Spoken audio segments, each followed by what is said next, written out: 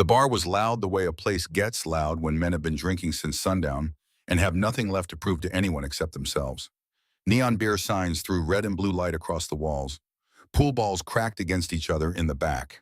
Someone had the jukebox turned up high enough that the bass came up through the floorboards and into the soles of your feet. The air smelled like cigarette smoke and spilled whiskey and the kind of danger that lives in rooms where hard men gather and softer men know better than to enter. She walked in anyway. She was 73 years old, 5'4" on a good day. White hair pulled back at the neck, not styled, simply gathered and held. She wore a plain gray jacket, dark jeans, and boots that had seen real miles. She carried a canvas bag over one shoulder and held something pressed against her chest, with both arms the way a person carries something they are afraid of dropping. She stood in the doorway for just a moment before she stepped fully inside, and in that moment the door swung shut behind her and the noise of the room went on without her, oblivious and careless. The way noise does when it has not yet realized something has changed. Her name was Ren Cole. She had driven 400 miles to be here tonight. The first man to notice her was Gus Harmon, though nobody in that room had called him Gus in 15 years. They called him Boar. He had earned the name the way most men in that room had earned whatever names they carried through some combination of violence and stubbornness, and the refusal to go down that separates certain men from the rest of the world.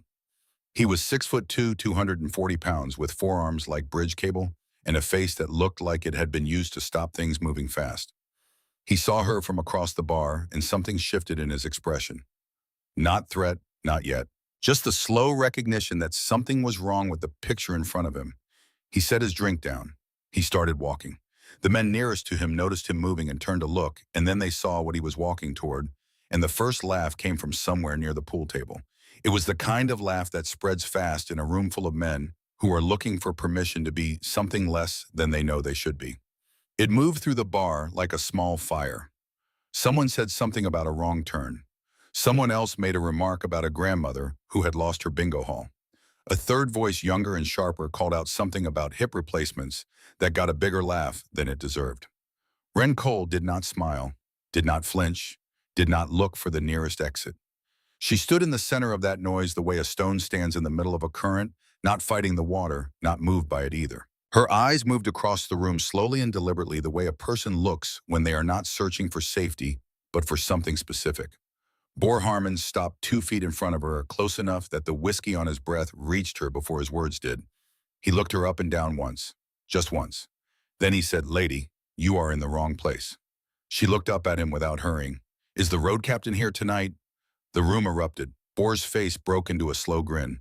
He glanced back over his shoulder at the men behind him, sharing something, and then turned to her again, and the grin stayed where it was settled in like it belonged there. "Road captain," he repeated, as though the words were a joke she had not been told the punchline to yet. "I drove 400 miles, she said. Her voice was quiet and even, and carried in the room the way a quiet voice sometimes does when every other voice goes still. "I'm not walking out until I've done what I came to do." She said it the way people say things when they have already made peace with whatever comes next. Not a threat, not a plea, a statement of fact delivered the way you state a fact about the weather or the time of day. Boar Harmon's grin stayed on his face, but something behind it moved, shifted like furniture being rearranged in a room you cannot quite see into. In the back corner of the bar, partially hidden by shadow, and by the deliberate positioning of a man who had learned long ago that the best place to watch a room is from its edges, a man named Raleigh Walsh sat perfectly still, with a glass of bourbon in his hand, and watched. He was 44 years old, thick through the shoulders, with a dark beard going gray at the jaw, and eyes the color of weathered concrete. He wore his cut the way men in his position wear it, not as clothing, but as armor, as declaration, as the external expression of something internal that could not be expressed any other way. He had been chapter president for 9 years, and in those 9 years, he had seen the inside of courtrooms and hospital rooms, and the kind of room that gets cleaned very carefully afterward. He had survived things that had not been designed for survival. He was not a man who was easily made uneasy. But there was something about the woman standing in the middle of his bar, something in the way she stood, something in the stillness of her that pulled at the back of his mind, the way a half-remembered song pulls at you, familiar without being placeable, almost known, almost recognized, almost something you could put a name to, but not quite. He took a slow sip of his bourbon and watched. He said nothing. 24 hours earlier, Ren Cole had been sitting at her kitchen table in Millhaven, Ohio, drinking her second cup of coffee and grading a stack of reading comprehension papers from her fourth grade class. The morning light came in low and gold through the window above the sink, the way fall light does in the Midwest, tired and beautiful and running out. The kitchen smelled like coffee and old wood and the quiet of a house that has been lived in alone for a long time, but has not forgotten what it felt like to have more people in it. The knock at her door came at 9:17 in the morning. She remembered the time because she looked at the clock above the stove when she heard it, a habit so old she no longer knew when she had acquired it. The postal carrier handed her a package wrapped in brown paper slightly smaller than a shoebox and asked her to sign. The handwriting on the label was uneven, the letters pressing harder in some places than others. The way handwriting looks when the hand making it was not entirely steady. The return address was a hospice facility in Bakersfield, California. She set it on the kitchen table and looked at it for a long time before she opened it. Inside the brown paper was a wooden box, the kind that had once held cigars and had been cleaned out and repurposed, with the careful economy of a man who did not believe in waste. Inside the wooden box, folded in white cloth, was a vest. Old leather, dark brown, the surface worn to a softness that only comes from decades of use and weather and human hands returning to it again and again. The stitching was hand-done, the kind of cross-stitch work that takes hours and patience and means the person making it understood they were building something meant to last. Beneath the vest, in an envelope sealed with tape, because the flap no longer held, was a single sheet of paper. The handwriting was the same as the label, uneven, pressing harder in some places. The hand that had written it had been shaking. It said, "Ren, I held on to this as long as I could. It was never mine to keep. Take it to the chapter in Riverside. Find whoever is in charge. You will know what to do when you get there. I promised Doyle I would see this through, and I am running out of time to keep that promise myself. You were always the stronger one." He used to say that. "You were always the stronger one. Cade." She read it twice. Then she folded it carefully and placed it in the envelope and placed the envelope back in the wooden box. She sat at the kitchen table with both hands flat on the surface and looked at the wall for a while. Outside, a car went by slowly on the street. A dog barked twice in the direction of the park. The morning light continued moving across the floor. Then she stood up, went to the bedroom, and began to pack a small bag. She did not call anyone. She did not ask for permission or advice or the reassurance that what she was about to do made sense. She had been a school teacher for 41 years, and she had spent those years helping young people understand that the most important decisions in a life are usually the ones that do not come with a handbook. She had learned this not from a book, but from a man named Doyle Cole, who had taught her, without ever meaning to teach her anything, that some things require you to simply decide and then move. She stopped at the door on her way out. She went back to the kitchen and picked up the wooden box. She held it against her chest with both arms. Then she drove west. Doyle Cole had come home from his service overseas in the winter of 1955. He was 30 years old. He had the build of a man who has spent years doing physical work in difficult conditions, lean and capable, and worn down in a way that had nothing to do with his body. He came home to a country that had celebrated and then moved on and then moved further on still, and he found himself standing in it like a man who had been left behind at a station while the train continued without him. He did not talk about what he had seen, not to his family, not to the doctors at the VA who were doing the best they could with tools that were not adequate to the work, not to anyone. Right? He had learned in the school that men of his generation attended that certain things were not spoken of, and the price of that education was paid in 3 in the morning wakings and the inability to be in a crowded room for more than 20 minutes and the flinching at sounds that no one else could identify as a problem. He tried to find work. He tried to find routine. He tried to build the ordinary life that everyone around him seemed to be building without apparent difficulty, the house and the car and the steady employment and the careful management of a future that had not yet happened. He could not explain why none of it held. He could not explain why he would stand in the middle of a grocery store and feel the walls beginning to move inward. He could not explain the weight that woke up with him every morning, waiting on his chest, reminding him of the names of 4 men who had not come home. Their names were Harwick, Delacroix, Brannigan, and Sutton. He had known them for 14 months. He had known things about them that their own families did not know. He knew that Harwick cried in his sleep and never acknowledged it in the morning.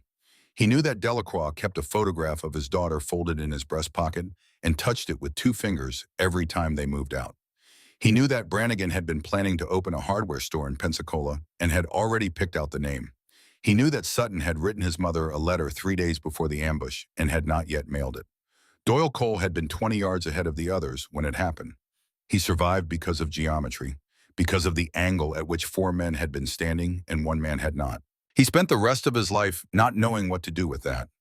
By 1959, the wait had become something else.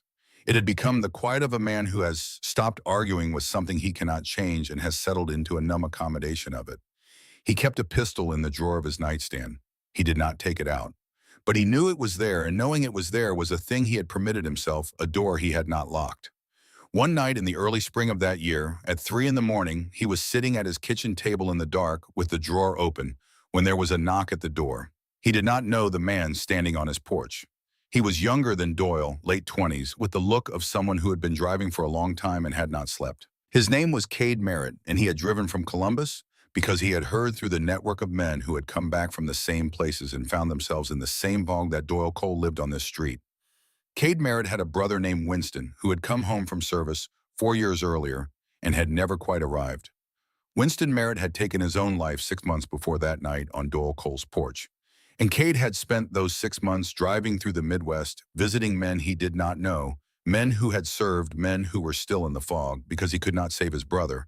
But he had decided, in the way that grief sometimes converts itself into purpose, that he was not going to watch another man make the same choice without at least knocking on the door first. He had no credentials, no program, no organizational structure. He had a truck and a willingness to drive, and the kind of stubbornness that looks like faith from a certain angle. He sat with Doyle Cole until sunrise. He did not ask Doyle to talk about what he had seen. He did not offer solutions or platitudes or the brand of well-meaning advice that lands like salt in a wound. He just sat there, drank coffee, occasionally said something, mostly did not. When the light came in through the kitchen window, Doyle looked across the table at this man he had never met before that night and said, "You drove 4 hours." Cade said, "You would have done the same." Doyle thought about it. "Yeah," he said, "I would." That was the beginning. What became the Iron Ghost did not begin with a manifesto or a meeting or a formal declaration of intent. It began with 2 men and a pot of coffee and the slow recognition that what they were both living with did not have to be lived with alone. For years it had no name, it had no patch and no colors and no formal structure of any kind. It was simply a group of men who rode together on weekends and understood, without needing to say it, why that mattered. Cade knew other men like Doyle, and he made introductions. Doyle knew a man named Reeves Beck, who knew a man named Victor Walsh, who knew men named Archie Fontaine and Clem Dodd. By the early 1960s, there were 6 of them, and they had found motorcycles which turned out to be a medicine that nothing in the VA's catalog could replicate. The combination of speed and wind and the absolute requirement of the present moment that a motorcycle demands from its rider. You cannot be anywhere but here when you are riding. The past has no jurisdiction over the road. They did not formalize what they were until 1969, when Cade Merritt sat down with the other 5 and said that the thing they had built deserved a name and a patch because the name and the patch were how you told the next man that the door was open. That was when they became the Iron Ghosts, and that was when 6 men stitched their names into leather with their own hands. But the thing itself had existed for a decade before anyone put a word onto leather. They called themselves the Iron Ghosts, not because they wanted to be invisible, because that was how the world had already treated them, like men who had already died overseas and simply had not had the grace to stop walking around. They took the name back. They wore it. Wren Elspeth Hennessy met Doyle Cole in 1970. She was 20 years old, teaching elementary school in a small district outside Columbus, and she had been introduced to him by a cousin who thought she needed to meet someone solid. Doyle was 45, quiet in the way that deep water is quiet, unhurried, with a stillness about him that she had initially read as indifference and had later understood was something else entirely. It was the stillness of a man who had decided carefully and deliberately to be present in the world. She had not planned to fall in love with him. She had not planned the way his voice sounded when he was talking about something he cared about, or the way he listened, the complete and serious attention he gave to what a person was saying, as though what they said was the most important thing currently happening in the world. She had not planned the long rides on Sunday mornings, or the way the road opened up in front of them, or the way the Iron Ghost welcomed her, not as an appendage of Doyle, but as a person who had walked through the door and therefore belonged. They married in 1973. She was 23. He was 48. Nobody in her family thought it was a good idea. She was certain in the way that you are certain of the things that are most true that it was exactly right. She spent the first year learning the rhythms of the club, the hand signals, and the roots and the code of conduct that governed how these men moved through the world. She went to funerals for men she barely knew. She cooked at gatherings and held the hands of women whose husbands had come back from the road with injuries that had not been there when they left. She learned the difference between clubs that had kept something real at their center and clubs that had traded that something for the performance of toughness, for territory, for the corruption that comes when power becomes its own justification. The iron ghosts were the real kind. She understood this slowly and then all at once in the way that important understandings tend to arrive. She also understood watching Doyle and Cade and Reeves Beck and Victor Walsh and the others that what held them together was not the bikes or the leather or the rituals of the life. It was the fact that every man among them had stood in the dark at 3 in the morning with a door open that they had not quite walked through, and had chosen in the end not to walk through it, and had found in the choosing something worth staying for. She taught fourth grade by day. She was a ghost by night and on weekends and on the long summer rides when the desert opened up and the wind took everything with it. She was the happiest she had ever been. The Iron Ghost dissolved in 1979. The world had changed around them.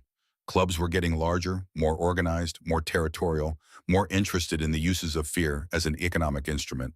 The founding members were aging. Some had died. Reeves Beck had been killed in a motorcycle accident in 1978, leaving behind a son named Harlan, who was 8 years old, and a wife who burned everything that connected their family to the life and refused ever to speak of it again. Victor Walsh was getting sick, though he would not say so yet. The chapter was down to a handful of men, and the world they had built it for had moved on. They voted to dissolve. Cade Merritt cast the deciding vote. He said afterward that it was better to end it cleanly than to watch it become something the original six would not have recognized.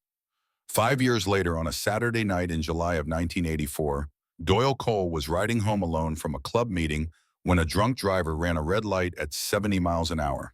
The driver had a blood alcohol level of .21. He walked away without a scratch. He served 6 months in county jail. Doyle Cole was buried on a Tuesday in a cemetery outside Millhaven with the sun coming in hard from the west. The brothers who had survived rode in formation to the grave. Wren stood in a black dress with a single rose and watched them lower the casket and understood for the first time what Doyle had meant when he said that some things break you in ways that do not have names. She was 33 years old. She did not sell the bike. She did not leave Ohio.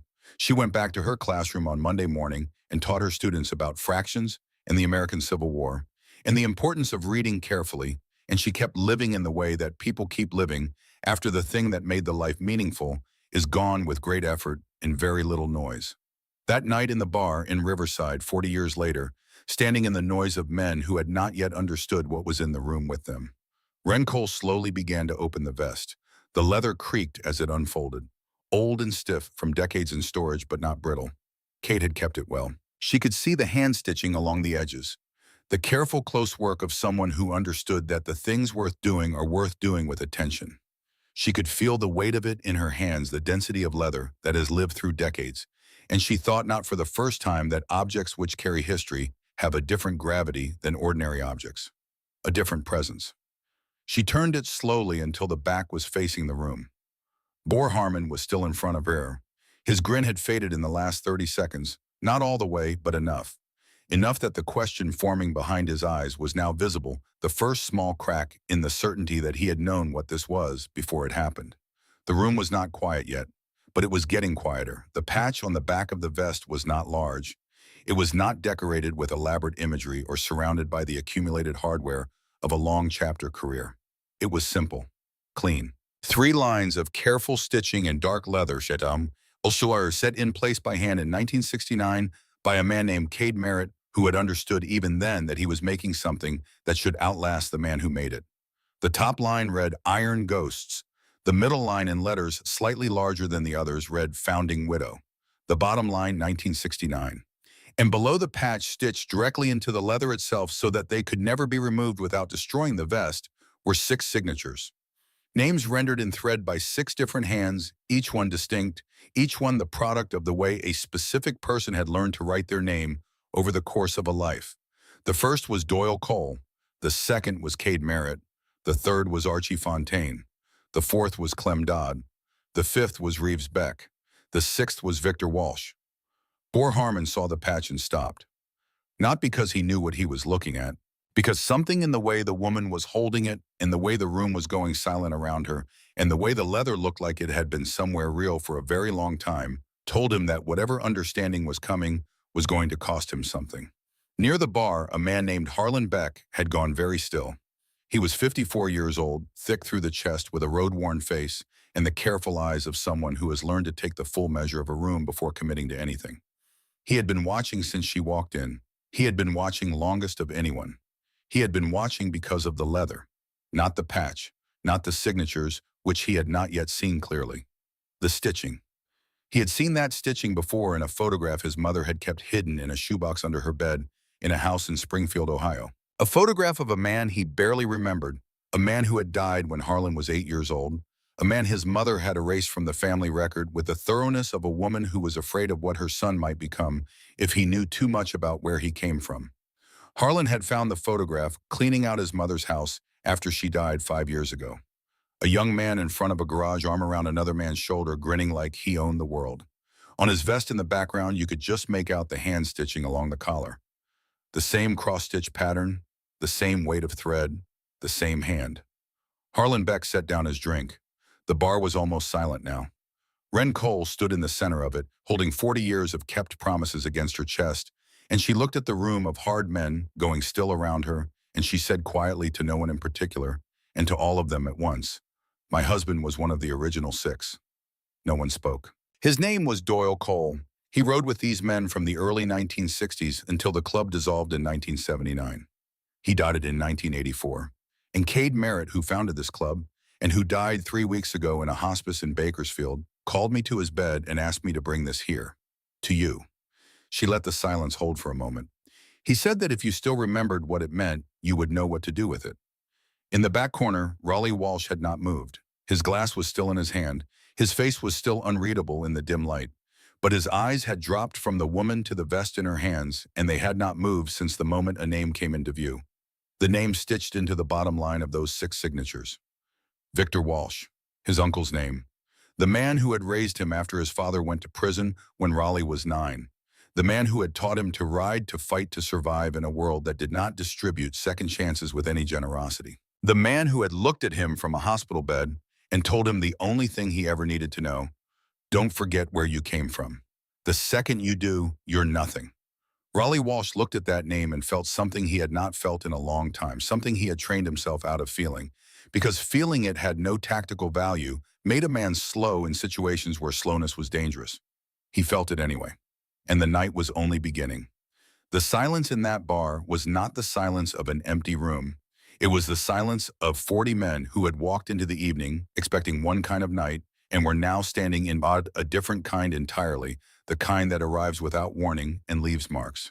Ren Cole stood in the center of it and did not move. She had held that vest against her chest for the better part of 3 decades in the private dark of a bedroom in Ohio on the nights when the house felt too large and the quiet pressed in from the walls, and she needed to hold something that connected her to what had been real. She had carried it tonight across 400 miles of highway, through the flat black of the Midwest, and into the California dark, and finally into this room of noise and leather and men who had not yet understood what was standing among them. She was not afraid. She had used up her fear in the parking lot sitting in her truck for 17 minutes before opening the door, and by the time she walked in, she had none left. She looked at the room slowly and carefully, the way she looked at a classroom of children on the first day of school, taking the measure of what she was working with, deciding where to begin. She began with the names. She turned the vest so the back faced the room more fully and pointed to the first signature at the top of the 6. The thread had faded from its original black to a deep charcoal, but the stitching was still clean, still precise. The letters formed with the care of someone who understood at the moment of making that they were not just signing a vest. "Doyle Cole," she said. He was 34 years old when he stitched his name into this leather. He had survived things that most of you would not have survived by sheer force of will. He fixed engines for a living, and he rode on weekends, and he was, in my experience, the best man I ever knew. He died on a July Saturday in 1984 on a road in San Bernardino County because a man who had been drinking since noon ran a red light. Doyle never saw it coming. He was here one moment, and then he was not, and the world went on as though the subtraction of him was a minor adjustment. She paused. The room stayed still. Cade Merritt, she said, moving to the second name. He drove 4 hours in the middle of the night to sit with my husband when my husband was sitting in his kitchen in the dark with a drawer open that should have stayed closed. He did that for strangers for years quietly, without making it anyone's business but his own. He died 3 weeks ago in a hospice in Bakersfield. He weighed 112 pounds at the end. He spent the last month of his life worrying that this vest had not yet found its way to the people who needed to see it. He made me promise. I kept the promise. No one in the room spoke. A man near the jukebox had his hand raised toward it as though he had started a motion at some point in the past several minutes and had forgotten to complete it. He lowered his hand without touching anything. Archie Fontaine, she said. Clem Dodd. She moved through the names with the steadiness of a woman reading from a record of things that deserve to be read aloud, each name given its full weight, each one followed by a beat of silence that let it settle. Then she reached the fifth name. She had been watching the room as she spoke, not searching for any reactions, simply remaining present to whatever came. She was a school teacher. She had spent 40 years in rooms full of people who were pretending to feel something other than what they felt, and she had become very good at reading the gap between the two. She saw it happen in Harlan Beck before she said anything. He was standing near the bar at the edge of the group, a heavy-set man in his mid-50s with a road-worn face and hands that had the thickness of someone who had worked with them for decades.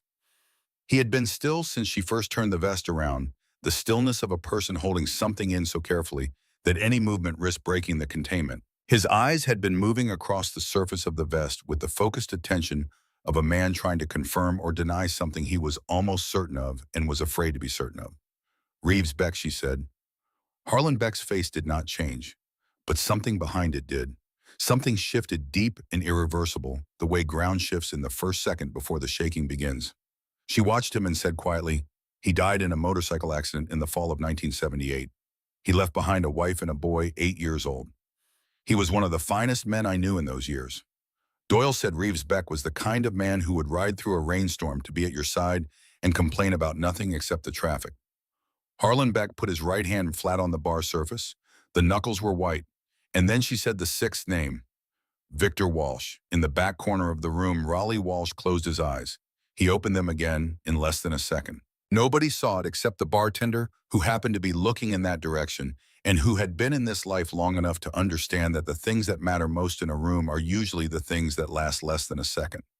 Raleigh's face returned to its surface expression, the careful engineered neutrality of a man who had been in rooms where showing your reaction was the most dangerous thing you could do. But his hand had tightened around his glass and the bourbon moved slightly, and that small motion was the only honest thing in his expression at that moment. Victor Walsh Wren said, he was the reason this club found its footing. He was the steadiest man among them, which is saying something because every man who signed this vest had survived things that would have broken most people. He used to say that loyalty was not a feeling, it was a practice. A thing you did every day, whether you felt like it or not, the same way you ate and slept and checked the oil in your engine. He believed that. He lived it, every day until the end. She lowered the vest slightly. She looked across the room to the back corner where Raleigh Walsh was sitting. She said, I know who you are. The room waited. She said, Cade told me before the end. He told me Victor raised you after your father went to prison. He told me Victor loved you like a son. He told me he tried to reach you at the end and was not able to. And I want you to understand that I am not here to make that worse. I am here because Cade asked me to come, and because the men whose names are on this leather deserve to have someone show up for them one more time. Raleigh Walsh did not speak, but something in his posture changed some small degree of the deliberate architecture of it, and beneath the change was something that had not been visible before. What Raleigh Walsh knew, and what nobody else in that room knew, was this. 6 months before Cade Merritt died in the late fall of the previous year, Raleigh's phone had rung on a Thursday evening. He had been in the middle of a meeting with 2 of his senior men, and he had looked at the screen and seen a number he did not recognize from a 661 area code, which was Bakersfield, and he had sent it to voicemail. The caller had not left a message. 3 days later, the same number called again. This time, Raleigh was alone, and he stared at the screen long enough that the call went to voicemail on its own. He told himself it was a wrong number. He told himself it was someone running a scam.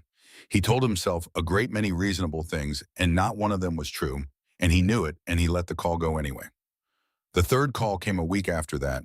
This time he blocked the number. He learned whose number it was 2 weeks later from a man who moved in the same circles and had heard that an old-timer named Cade Merritt had been asking around about how to reach the Walsh family in Riverside.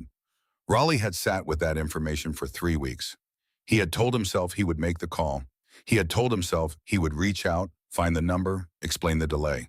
But Cade Merritt had died before Raleigh made the call, and Raleigh had spent the 3 weeks since carrying that fact the way you carry something that has no comfortable position, no way of holding it that does not produce a specific kind of pain.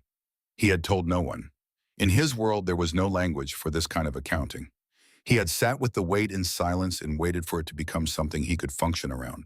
He was still waiting when Wren Cole walked into his bar. She reached into the canvas bag. She withdrew an envelope. The paper had the slightly yellow quality of something handled many times pallor that accumulates not from age alone, but from human hands returning to it again and again. The seal had been taped shut. The handwriting on the front was uneven. She held it out toward Raleigh across the room. He stood. He crossed the floor. His boots were the only sound in the room for those 5 seconds. He took the envelope from her hands without speaking, and she nodded once, and he went back to where he had been standing and opened it there in the middle of the room with everyone watching. He unfolded the letter. He read the first line to himself. Something moved across his face. Then, because the room was watching, and because this was not a private document, he began to read it aloud. His voice was low and not entirely steady. The letter said, "To whoever is running things in Riverside, if this is in your hands, then Wren made the drive, and I am already gone. She always did what she said she would. I never knew her to break a promise in 50 years, and I do not expect she started now. I am writing this from a bed in Bakersfield, and I will not pretend it is comfortable, but I have been in worse places with less company, so I am not complaining. I want to tell you something about Victor Walsh. In March of 1972, I was alone in a bar in Tucson, Arizona, that I had no business being alone in, and 3 men decided I was carrying more cash than I should be allowed to keep. They were not wrong about the cash. They were wrong about what it would take to get it. Victor Walsh had followed me into Tucson from the highway because he said he had a feeling, and Victor's feelings were the kind you learn to take seriously. He came through the door of that bar 6 seconds before it would have been too late. He put 2 of those men on the floor and walked the third one to his car and said something quietly that I never asked about, and that man drove out of Tucson so fast I could still see the dust cloud when we walked back inside. I asked Victor afterward why he had come. He said, "I did not do it for the club. I did it because you are a good man, and good men are harder to find than most people think." I have been thinking about that for 52 years. I want to ask you something, and I want you to understand I am asking it from a hospice bed with nothing left to lose, which means I have the freedom of a man who has already said goodbye to his pride.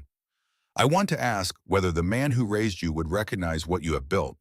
I want to ask whether if Victor Walsh came back and walked into your bar, he would see himself in it.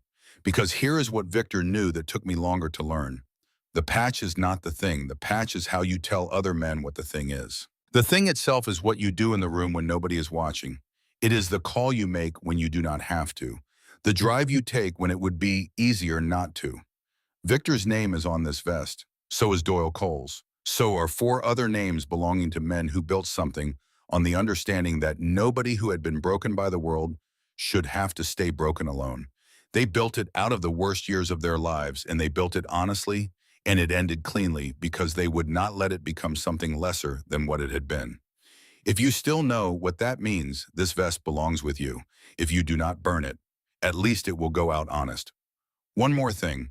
In 1976, a club out of Fontana made a run at your chapter. 3 weeks of threats, and then a night when things were going to get very bad very fast. You may or may not know this part of your own history. You may know it and have let yourself forget it, which amounts to the same thing. 6 men drove through the night from Ohio to stand beside your chapter. They did not ask for anything. They were not owed anything. They came because Doyle Cole heard what was happening and said nobody dies while we are still standing, and that was the end of the conversation. Your chapter exists in part because of the men on this vest. I am not saying that as a debt. I am saying it because debts and gratitude are 2 different things, and the difference between them is everything. Ride free. Be worth something. Cade Merritt. Raleigh Walsh finished reading. He stood with the letter in both hands and did not immediately fold it. The room was entirely silent, the deep silence of men who have had something placed in front of them that they cannot immediately respond to because it requires something of them that they have not yet located. It was Harlan Beck who spoke first. His voice was rough, like something that had not been used in a while and was not certain of itself. He said, "The night in 1976, I have heard a version of that story. My mother used to let pieces of it slip when she was tired and her guard was down. I never knew who the men were who came. She would not say." He looked at the vest, at the fifth name. He said, "My father was there that night." He was not asking.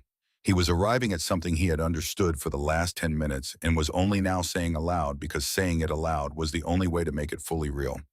Wren looked at him. She said all 6 of them were there. Harlan nodded slowly the way a man nods when processing something larger than the gesture can contain. He looked down at his hand on the bar surface. He looked at the space between his hand and the vest. He looked up. He said, "I was sent to follow you from the parking lot tonight. I have been 6 feet behind you since you got out of your truck. If you had done anything that looked wrong, I was supposed to handle it." No one moved. He said, "I had my hand on the back of that vest when you were walking through the door." The thing about this particular silence was that it was not empty.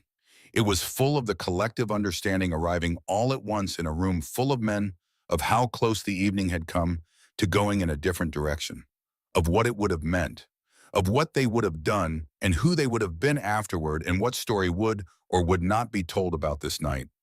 Raleigh Walsh folded the letter. He folded it carefully along its existing creases, the way you handle something that someone has handled before you with care.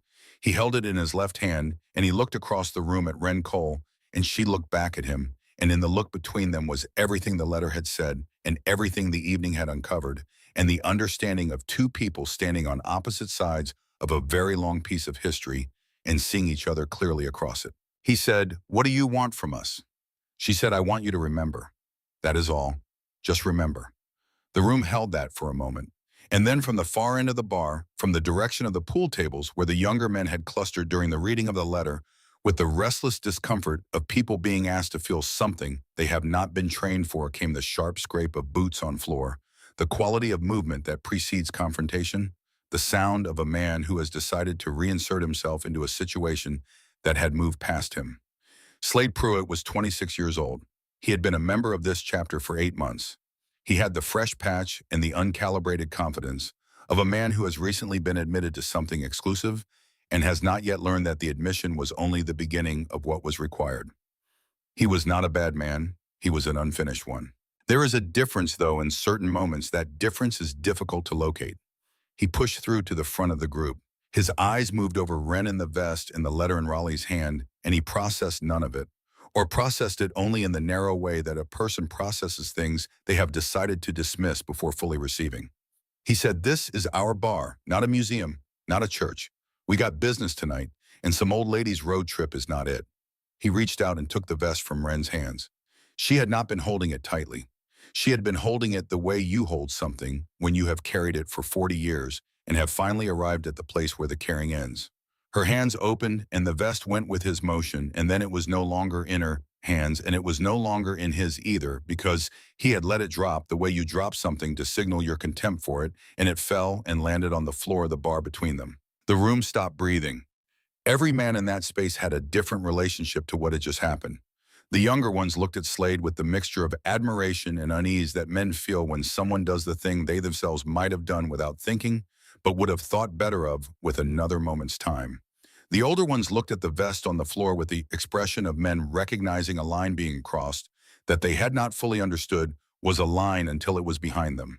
And Harlan Beck looked at the 5th name now face down on the floor of a bar in Riverside, and his jaw went tight in a way that had nothing to do with Slade Pruitt and everything to do with a photograph in a shoebox and a mother who had burned everything and a boy who had grown up not knowing the full name of what he had come from. Raleigh Walsh looked at the vest on the floor. He looked at it for a long time. The bourbon was still in his left hand. The letter was still in his right. He set the glass down on the nearest table. He folded the letter a final time and placed it carefully in the inside pocket of his cut close to his chest, the way a man places something he is not prepared to lose. Then he looked at Slade Pruitt. He said nothing yet, but the room, which had been full of men waiting to see what kind of night this was going to be, understood from the quality of that look that the question had just been answered, and the answer had not gone in the direction Slade Pruitt had been expecting. Wren Cole stood very still. She had not moved when the vest was taken from her hands. She had not moved when it hit the floor. She was watching Raleigh Walsh with the patience of a woman who has been waiting 40 years and can therefore wait a few seconds more, watching him the way you watch a man who is standing at the edge of something and has not yet decided which way to step. She was doing what she had done in classrooms for 41 years when a child was at the exact moment of choosing who they were going to be. She was simply remaining present to it. Raleigh Walsh took one slow breath. Then he bent down and picked up the vest. He picked it up the way you pick up something that has been wronged. Not quickly, not with the efficiency of a practical motion, with the deliberateness of a man who understands that the manner of a thing can matter as much as the thing itself, and who is choosing in this moment to let the manner speak for him. He straightened to his full height. He held the vest in both hands. He looked at the back panel with the 6 signatures and the patch that no one in this room had seen before tonight, and then he looked at Slade Pruitt with an expression that was not anger, though anger would have been easier. It was something quieter and more final than anger. It was the expression of a man who has just understood something about the room he has been building and does not like what the understanding reveals. He said, "Get out." Slade Pruitt blinked. He looked around the room for confirmation that this was a performance of some kind, the ritual authority that gets exercised, and then rolled back when the room relaxes. He looked at the men nearest him. He looked at Boar Harmon. He found nothing that helped him. He said, "Raleigh, come on." She walked in off the street with a vest and a story, and everyone is acting like Raleigh said, "I am not going to say it again." There was a quality to his voice that had not been there before. Not louder, not harder, in the way volume creates hardness. It was the quality of a voice from which something unnecessary had been removed, the way a piece of wood becomes truer when you take away everything that is not the grain. Slade Pruitt heard it and understood it in the part of himself that operated below language, the part calibrated by 8 months in this room to recognize certain signals. He left. He walked to the door without another word and pushed through it, and it swung shut, and the sound of it closing was the sound of a chapter ending. Not the chapter of the evening. Something larger. 2 other men followed him without being asked. They were young and they had been in the life long enough to know how to read a room, but not long enough to know what to do with what they read.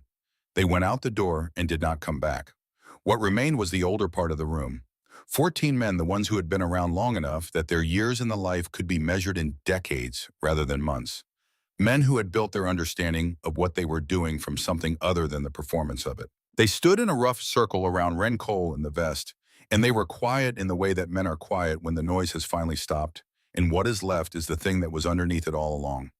Raleigh Walsh crossed the floor and held the vest out to Ren. She took it from him.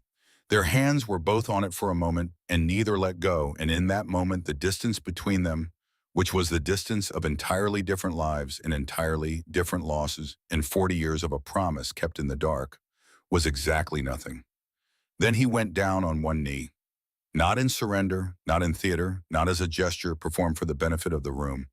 He went down the way a man goes down when the weight of something finally exceeds his ability to carry it, standing up when the accumulated mass of what he has done and not done and failed to understand arrives all at once, and the only honest response is to stop pretending it weighs less than it does. Harlan Beck was the first to follow him.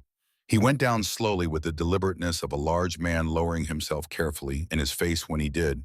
It was the face of a man who has been carrying something in his wallet for 5 years and has finally found the place where it was meant to go. The others followed, one by one in the order that these things happen in rooms like this one, which is not the order of rank or seniority, but something else, the order of understanding arriving at its own pace in each man and expressing itself when it arrives. Some went to one knee.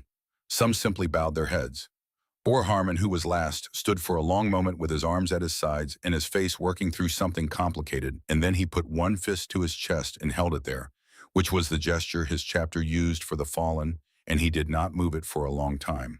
Ren Cole stood in the center of it. She did not cry. She had done her crying a long time ago, in stages across 40 years of ordinary nights in a bedroom in Ohio with a wooden box open in her lap. She had used up the acute grief, and what remained was something less sharp and more permanent, something that had calcified over the decades into a part of her structure, the way an old injury changes how a bone is built, rather than simply scarring over the surface. She looked at the room of men around her, and she thought about Doyle the way he had looked on Sunday mornings, before a long ride, the way he settled onto the bike, comfortable and ready, as though the machine had been built specifically around the shape of him. She thought about the first time she understood that the club was not taking him from her, but returning him to himself and what it had meant to discover that the thing she had been afraid of was the same thing keeping him alive. She thought about all of it, and she held the vest, and she let the room do what it was doing around her. Then she set the vest on the bar. She set it carefully, the back panel up so the signatures were visible, and she stepped back from it and said, I want to be clear about something. I am not leaving this here as a gift. I am not leaving it as a trophy. I am leaving it as a question. She looked at Raleigh Walsh, who was back on his feet, and at Harlan Beck beside him, and at the others arranged around the room. She said, Cade did not ask me to give this to a motorcycle club. He asked me to bring it to the men in Riverside who were worth giving it to. Those are different things. The vest goes to whoever understands what it means. If that is no one, I take it back to Ohio and it goes into the ground with me when I go. That is a perfectly acceptable outcome. What is not acceptable is what I walked in on tonight. No one spoke. She picked up her canvas bag. She adjusted it on her shoulder. She was 73 years old and she had driven 400 miles and she was not in the visible evidence of her posture and her expression diminished by any of it. She said, you know where to find me if you have something to say. Then she walked to the door and went through it, and the door swung shut, and she was gone. The room held her absence the way a room holds the absence of a fire after it has been put out. The warmth still present, the light still, a recent memory, the shape of what had been there still legible in the air. Nobody spoke for almost a full minute. Then Harlan Beck walked to the bar. He stood in front of the vest. He looked at the fifth name, the one he had found on a photograph in a shoebox in his dead mother's house, the one his mother had tried to erase from the family record, with a completeness that had not quite held, because Harlan had grown up anyway into a version of the man she had been afraid he would become, and had done it without knowing why the pull was as strong as it was. He put his right hand over the name, over Reeves Beck. His father's name stitched into leather by his father's own hand 5 years before Harlan was born, 11 years before Reeves Beck was killed on a wet road on a November evening. He stood there with his hand over the name for a long time. Raleigh Walsh came and stood beside him. He did not say anything. He looked at the vest and at Victor Walsh's name and at his own hand, which was close to the leather, now close enough that he could see the lines in his knuckles and the weathering of skin that comes from a life conducted mostly outdoors in difficult conditions. He thought about his uncle the way you think about someone who shaped the interior architecture of who you are when you were too young to understand that architecture was being built, someone whose influence is so early and so complete that it is invisible, because it is everything. The way a person who has always lived near the ocean does not notice the smell of salt until they leave and come back. Victor had raised him from the age of 9. His father had gone to prison in the spring of Raleigh's 9th year, and Victor had appeared in the space his absence created and had filled it with the combination of high expectation and absolute constancy that Raleigh would later understand was the formula for raising a boy into something functional. Victor had not been gentle. He had not been soft, to sound. He had not told Raleigh that life was fair or that the world owed him anything. He had told him repeatedly and in various formulations that a man is only as good as what he does when no one is watching. He had told him that loyalty was not a feeling, but a practice. He had told him on hippie beds with the cancer finally winning what it had been fighting for 2 years to win, that the one thing a man could not afford to lose was the ability to look at himself honestly. Don't forget where you came from. The second you do, you are nothing. Raleigh had repeated those words to himself 10,000 times in the years since. He had used them as a talisman, a proof of continuity between the man he was and the man Victor had made him into. He had said them to himself in courtrooms and in conversations that ended badly, and in the quiet of early mornings before the day's requirements began to assemble themselves. He had said them to himself, and he had not until tonight been fully honest about the distance between saying a thing and living it. He thought about the 3 phone calls from Bakersfield, the number he had blocked. He thought about Cade Merritt lying in a hospice bed, spending the last of himself trying to reach the nephew of a man who had saved his life and being unable to because Raleigh had decided without knowing anything that the calls were not worth taking. Victor would have taken the call. Victor had driven through the night to Tucson because he had a feeling, and he had not even known yet, that anyone needed saving. Raleigh set his glass down on the bar. He looked at the vest. Then he reached out and lifted it from the bar's surface, and he carried it to the wall where the chapter's founding plaque had hung for 15 years. The plaque was a commercial thing, brass finish on composite board, the chapter name and founding date, engraved without feeling by a machine that did not know or care what the words meant. It had hung there since the chapter formed, and Raleigh had looked at it so many times that he had stopped seeing it. He took it down. He held it for a moment, reading it the way you read something when you are reading it for the last time, with the attention that finality produces. Then he walked to the trash can behind the bar and placed it in without ceremony. He mounted the vest on the wall where the plaque had been, the back panel facing out, the 6 signatures visible at eye level, centered so that it was the first thing you saw when you came through the door. He stepped back and looked at it. Around him, the remaining men stood and looked at it with him. Nobody needed to explain what had just happened. The vest on the wall was the explanation. Everything else would have to be built to match it. The next morning, Raleigh Walsh woke at 5, which was when he always woke, and he sat in the kitchen of his house in Riverside with a cup of coffee and the letter from Cade Merritt open on the table in front of him. He read it again, not looking for new information. Sitting with what it already said, the way you sit with something difficult, because the sitting itself is the work. He made a phone call at 6:30, then another at 7. By 9 o'clock, he had spoken to the presidents of 6 other chapters and had said more or less the same thing to each of them, without embellishment or performance, in the plain language of a man who has decided that the distance between the truth and the version of the truth that sounds better is a distance he is no longer interested in maintaining. He said, "Something happened last night. I need to tell you about it." He told them. He told them about the woman who had driven 400 miles to keep a 40-year promise. He told them about the vest and the patch and the 6 signatures and what the Iron Ghost had built and who had built it and what it had cost. He told them about 1976, the night 6 men drove through the dark, because nobody dies while we are still standing. He told them about the letter. He told them about Cade Merritt spending the last of himself worrying about whether the history he was carrying would survive him. He did not tell them about the 3 phone calls from Bakersfield. That was between him and Victor's memory and the ledger a man keeps with himself, the one that has no audience and cannot be settled by gestures visible to others, but only by the slow private work of becoming better than you were.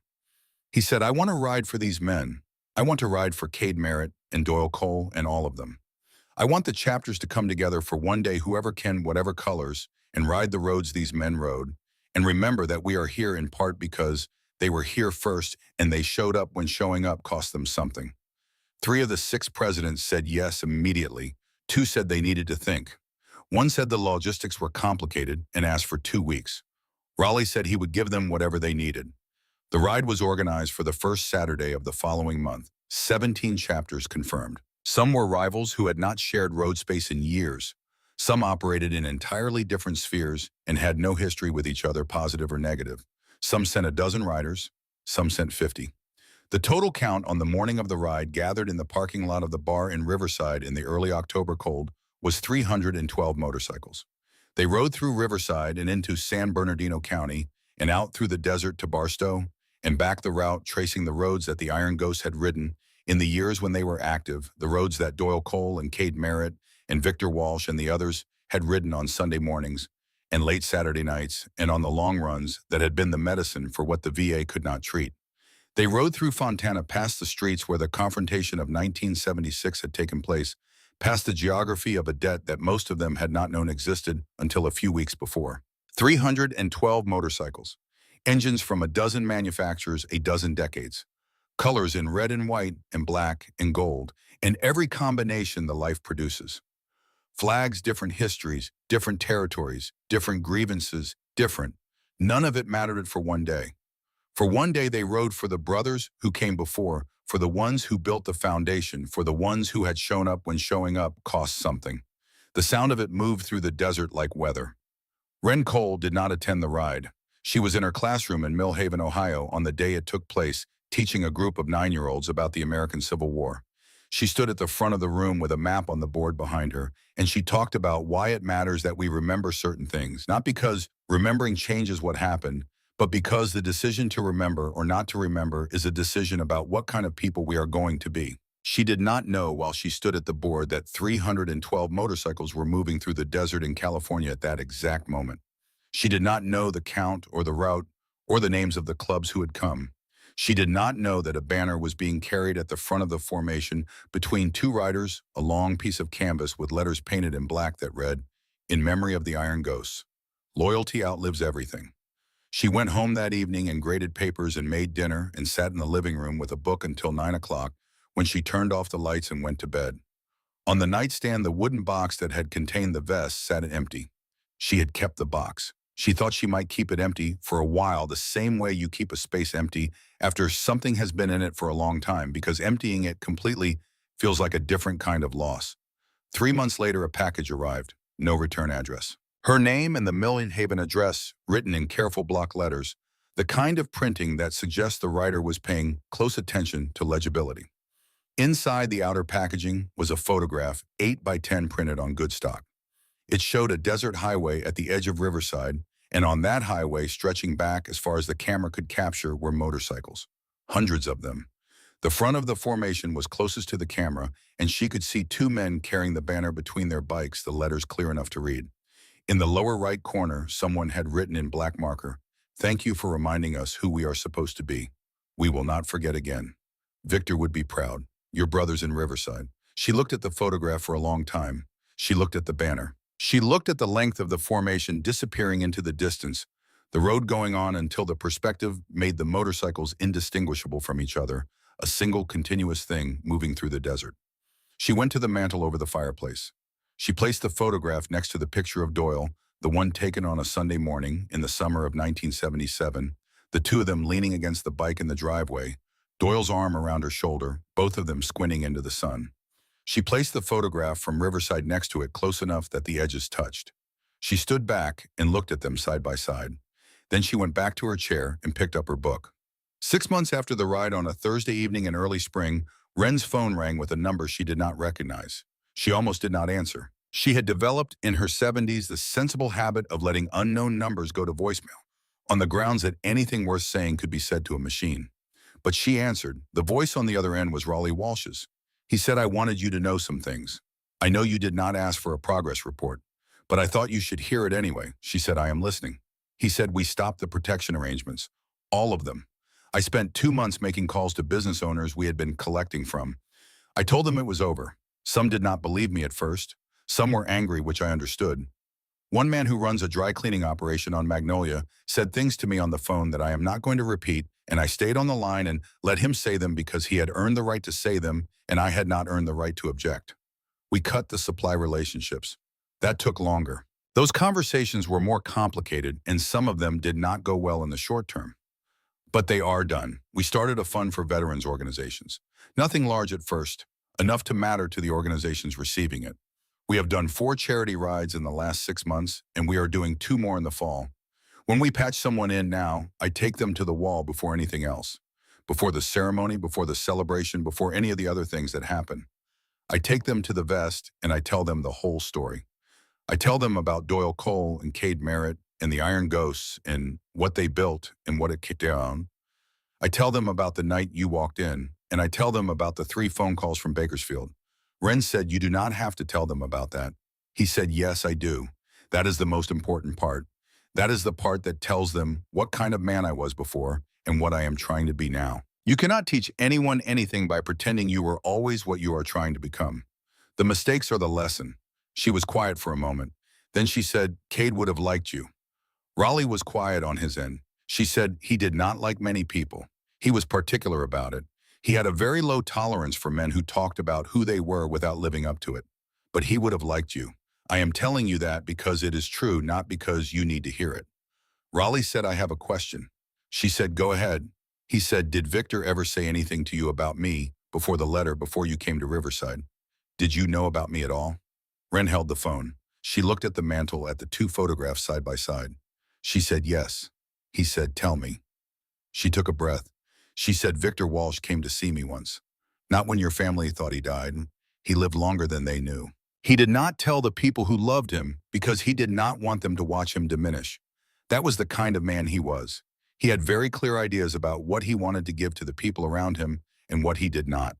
He drove to Ohio in the fall of 1999. Your family held his service that spring, and he let them. He lived another several months after that quietly in a way he had arranged for himself. And on one of the last evenings he could still make the drive, he came to Millhaven. I opened the door and he was standing on my porch.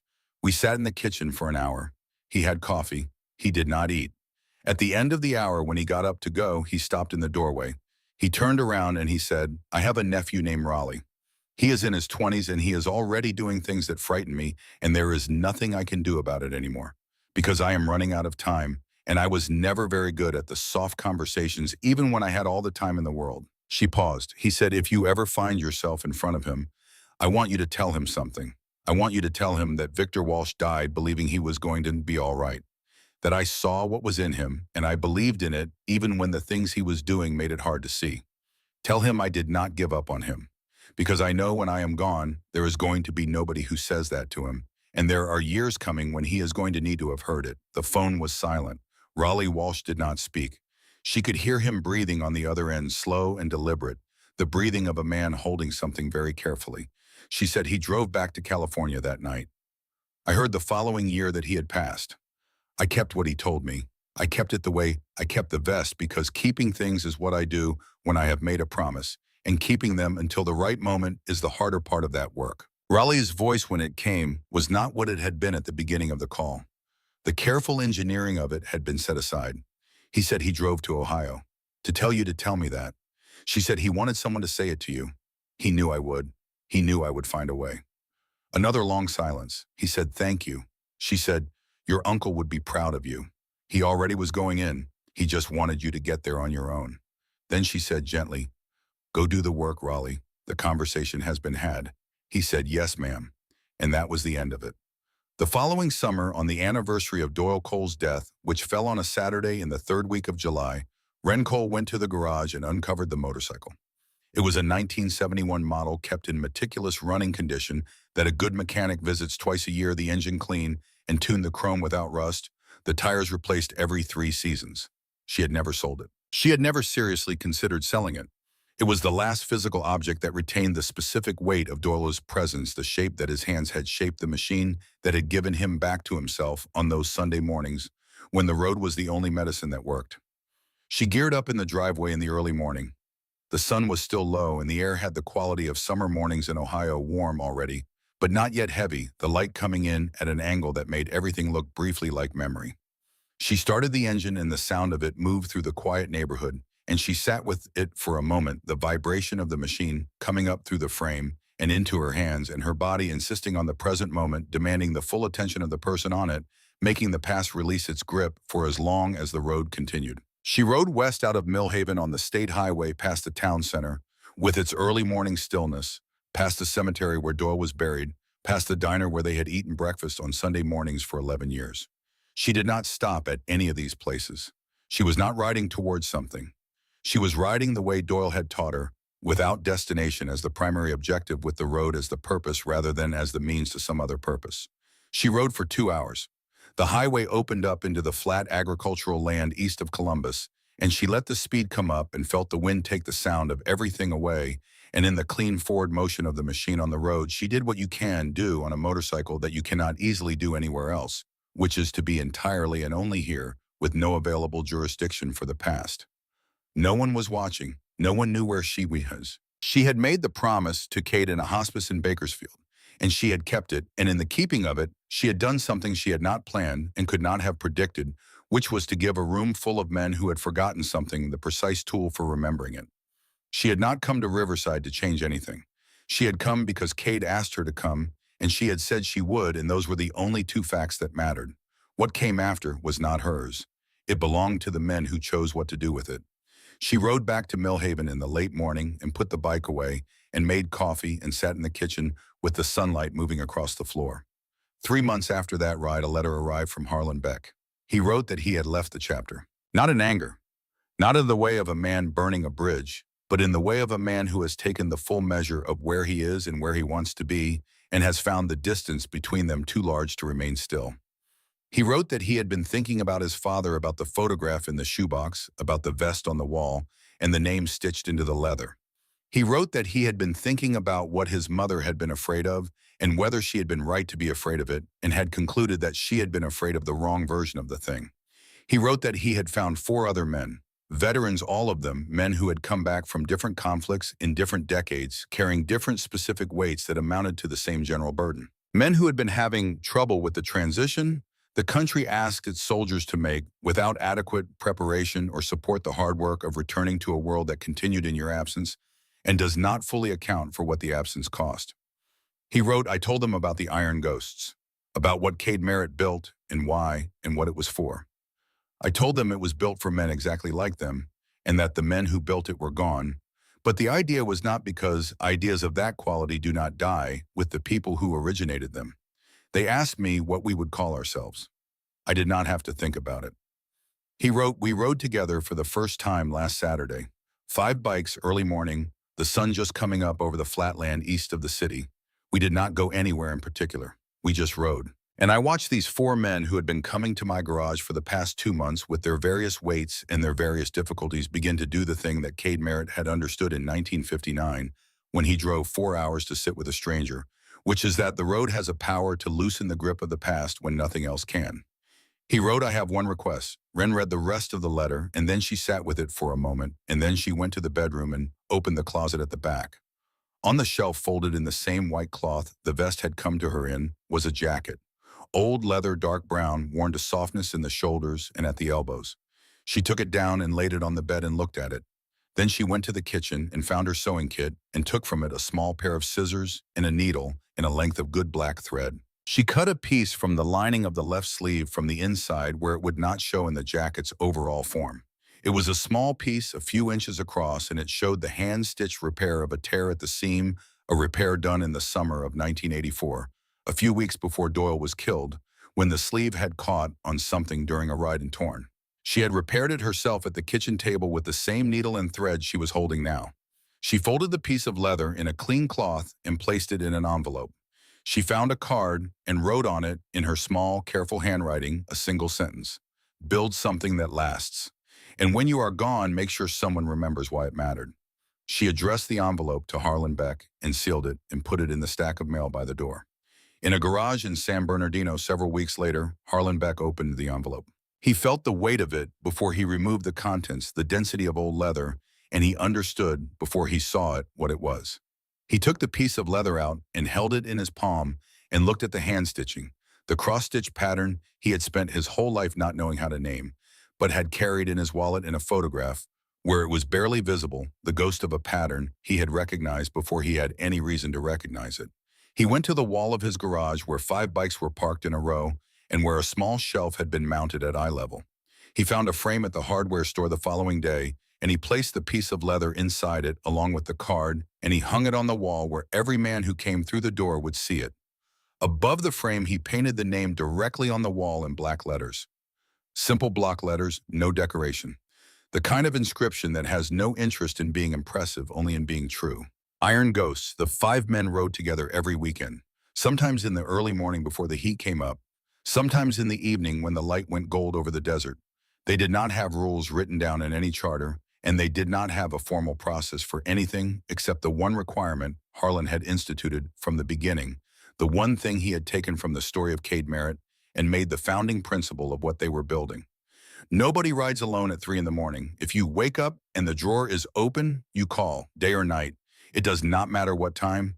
It does not matter whether it is convenient. You call and someone gets on their bike and they come and they sit with you until the sun comes up.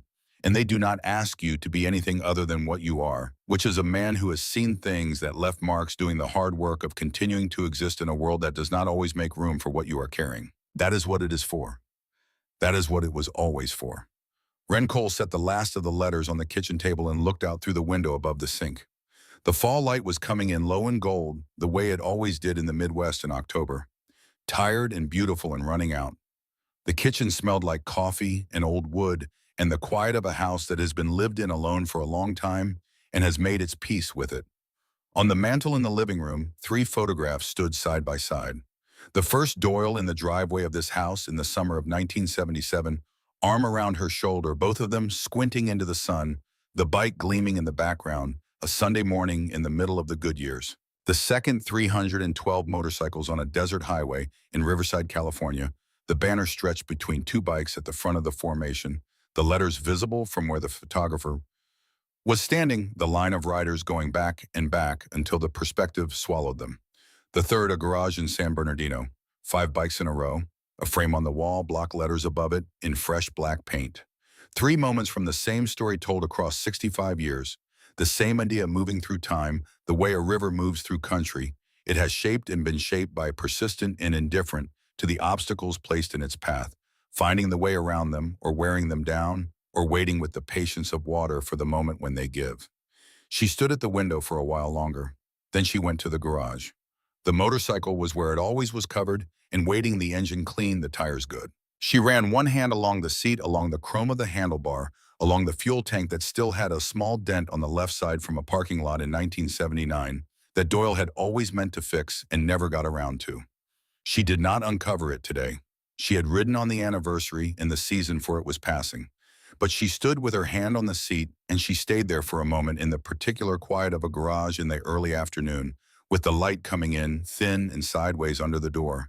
And she felt, as she sometimes felt in these moments, the residue of his presence in the space, not haunting, not grief exactly, just the permanent alteration of a place where someone important has been.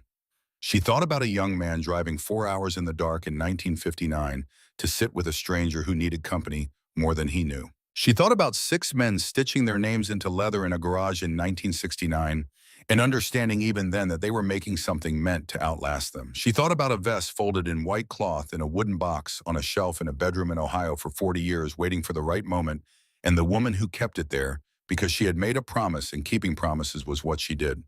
She thought about Raleigh Walsh on one knee on the floor of a bar in Riverside, not in surrender, but in recognition, and the men who had followed him down, because some truths are contagious in the right room at the right moment. She thought about 5 bikes parked in a row in a garage in San Bernardino, and 4 men who had come home carrying things they had not been taught to carry, and one man who had put a frame on a wall and painted a name above it and told them, "This is what it is for. This is what it was always for. This is the door that someone drove 400 miles in the dark to keep open for you." She turned off the garage lighted and went back inside. She poured herself a cup of coffee and sat down at the kitchen table and opened the stack of papers she had brought home from school. 31 reading comprehension tests from the third week of October, third graders working their way through a passage about migration, about the particular endurance of things that move across great distances to return to where they came from, about the instinct that persists across generations carrying the knowledge of a road that was traveled long before the traveler was born. She uncapped her pen. She began to grade. Outside, the fall light moved across the yard in its slow and measured way. Somewhere down the street, a dog barked twice and then went quiet. A car went by. The furnace clicked on in the basement, and the house settled into its afternoon warmth, the particular warmth of an old house that has been well built and has stood through many seasons and intends to stand through many more. On the mantel, the 3 photographs stood in their row. Doyle with his arm around her in the driveway of their life together. 312 motorcycles on a desert road riding for men whose names they were only now learning. A garage wall with a name painted in black and a frame holding a piece of leather that had once covered the arm of a man on the night he came home from his last ride. And somewhere in San Bernardino at 3 in the morning, if a phone rings, someone answers it. Someone always answers it. That is what it was always for.